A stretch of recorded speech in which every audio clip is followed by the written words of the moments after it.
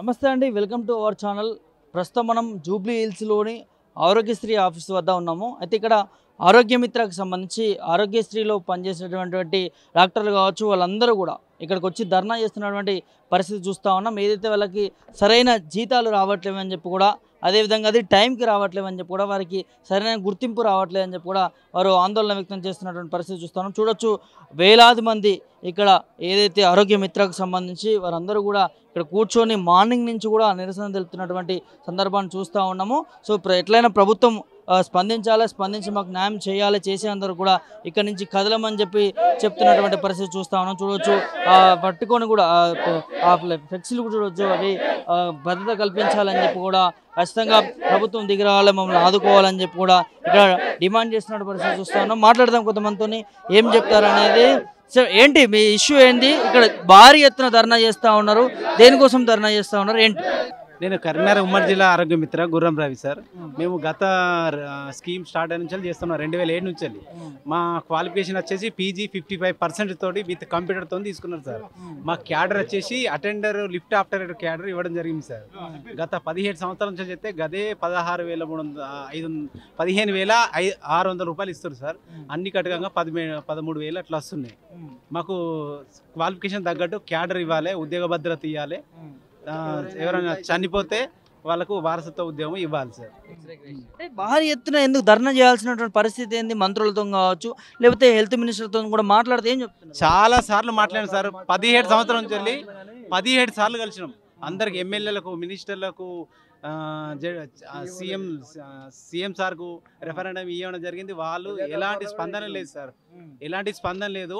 Meeting అంటేనేమో మాకు meeting పెట్టి మీరు ఈ స్థాయికి తీసుకురావడం, మీ వల్లనే ఈ స్థాయికి ఆరోగ్యశ్రీ గుర్తింపు కానీ ఈ ఆరోగ్యశ్రీ బట్టి మొత్తం మన తెలంగాణ కానీ ఇతర జిల్లాలు కాపీ కొట్టడం జరిగింది కేవలం మిత్రాల ద్వారానే. మీటింగ్ వస్తేనేమో ఏం చెప్తారు, మీరు ఏమంటే ఈ స్థాయికి వచ్చిందని చెప్తారు ఆరోగ్యశ్రీ. ఇక జీతాలు పెంతే మీకు జీతాలు ఎందుకు, మీరు ఏమంటే ఈ ట్రస్ట్ ఈ ఆరోగ్యశ్రీ బ్యాడ్ నేమ్ వచ్చిందని ఇట్లా చెప్తారు సార్. మాకు అంటే ఎంతమంది ఉంటారు దీంట్లో ఎంప్లాయీస్?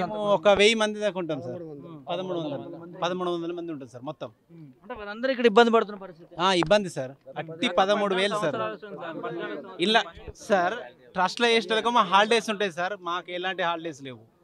కరోనాతో చేస్తే 50 లక్షలు ఇస్తామన్నారు, మా ₹1 కూడా ఇవ్వాలి చనిపోయినా కూడా. ఇంకోటి ఏంటి సార్, ఏమైనా హెల్త్ డిపార్ట్మెంట్ ఏమైనా హెల్త్ కార్డ్స్ కానీ మాకు ట్రస్ట్గా హాలిడేస్ ఉంటాయి సార్. ట్రస్ట్కి ఏమో హాలిడేస్ ఉంటాయి, అందులో పనిచేసే వాళ్ళకి మాత్రం హాలిడేస్ ఉంటాయి సార్. వీళ్ళేమో లక్షల జీతాలు తీసుకుంటారు, మాకు అట్టి 13,000 రూపాయలు జీతం సార్. మాకు ఎలాంటి హాలిడేస్ సంవత్సరం ట్రస్ట్లో 28 హాలిడేస్ ఉంటే మాకు 14 హాలిడేస్ సార్ అన్ని రకాలుగా మేము నష్టపోతున్నాము. గత 14 సంవత్సరాల నుంచి కష్టపడుతూ కుటుంబాలను సాధించలేక, పుట్టిన పిల్లలని పెంచలేక, వాళ్ళ యొక్క చదువులకు డబ్బులు ఖర్చు చేయలేక మనసులో మాకు మేమే బాధపడుతూ మానసిక రోగులుగా తయారవడానికి అవకాశం ఉంది.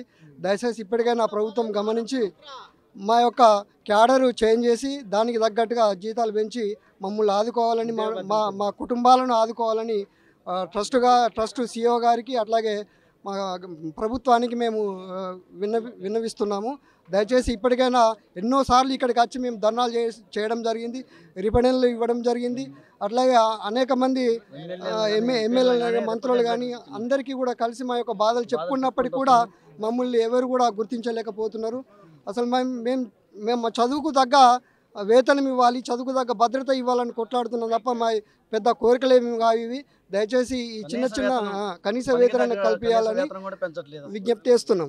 ఇక్కడ హెల్త్ మినిస్టర్ కలిస్తే ఏమంటున్నారు? వారు చెప్పే ఆన్సర్ ఏమో చేద్దామంటాను సార్. చేద్దామంటాను సార్. అంతే, చూద్దాం, మీరు మా దృష్టిలో ఉన్నారు అంటున్నారు సార్. మా దృష్టిలో ఉన్నారు, చేద్దామంటారు అంతే. ఏమన్నా చేస్తారు మరి? 6 నెలలు అంటాడు, సంవత్సరం అంటాడు, ఏది క్లారిటీ లేదు సార్. ఈ విధంగా వైద్య రంగంలో రోడ్లు అంటే అవుట్ సోర్సింగ్ నర్సులు కావచ్చు, వివిధంగా బయటకు వచ్చి ధర్నాలు చేస్తూ ఉన్నారు. ఎందుకు న్యాయం చేయలేకపోతుంది హెల్త్ మినిస్టర్ కావచ్చు, ప్రభుత్వాలు కావచ్చు? సార్ మా పని చేయించుకుంటారు, జీతం వచ్చేసరికి చూద్దాం అని అంటారు సార్. ఎవరు పట్టించుకుంటారు. ఇదే ఆరోగ్యశ్రీని ఇతర రాష్ట్రాలు కాపీ కొడుతున్నాయి. స్కీమ్ మంచిగుంది, బెనిఫిట్స్ ఉంది. కాంగ్రెస్ ప్రభుత్వం మెయిన్ గ్యారంటీలలో ఇది ఒకటి ఉంది సార్, ఆరోగ్యశ్రీ మెయిన్. అదే హాస్పిటల్కి పెంచుతారు సార్, ప్రీమియం పెంచారు, మాకు మాత్రం జీతాలు పెరుగుతాయి. సార్ ఒక్కొక్క కేసుకి 20,000 ఉంటే దాన్ని 40,000 చేసారు. మాకు జీతం 1,000, 2,000 పెంచడానికి కూడా సపోర్ట్ చేస్తలేదు సార్ గవర్నమెంట్.